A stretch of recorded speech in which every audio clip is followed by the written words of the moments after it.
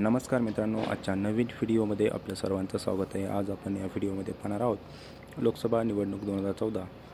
देशामध्ये एकूण 7 टप्प्यात मतदान होणार आहे आणि महाराष्ट्रामध्ये 5 टप्प्यात मतदान आहे। तर आपण या व्हिडिओमध्ये पाहणार आहोत मतदान कोणत्या दिवशी होणार आहे, कोणत्या जिल्ह्याचे आणि मतमोजणी कधी होणार आहे। तर मित्रांनो, वेळ न घेता लगेच आपल्या व्हिडिओला सुरुवात करूया।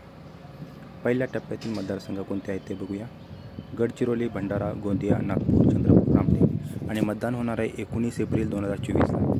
तसेच मतमोजणी होणार आहे 4 जून 2024ला। त्यानंतर दुसऱ्या टप्प्यातील मतदारसंघ आहेत बुलढाणा, अकोला, अमरावती, वर्धा, यवतमाळ, वाशिम, हिंगोली, नांदेड, परभणी आणि मतदान होणार आहे 26 एप्रिल 2024ला। तसेच मतमोजणी होणार आहे 4 जून 2024ला।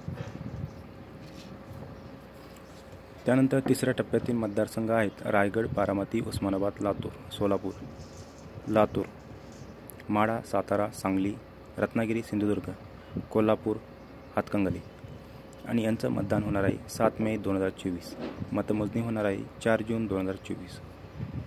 चौथ्या टप्प्यातील मतदारसंघ आहेत नंदुरबार, जळगाव, रावेर, जालना, औरंगाबाद, मावळ, बीड, पुणे, शिरूर, शिर्डी, अहमदनगर आणि मतदान आहे 13 मे 2024ला।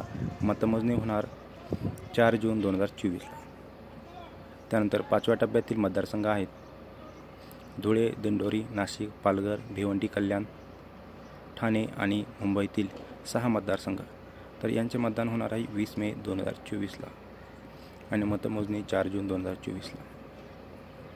तर मित्रांनो, आपण या व्हिडिओमध्ये पाहिलं आहे एकूण 5 टप्प्यामध्ये मतदान होणार आहे।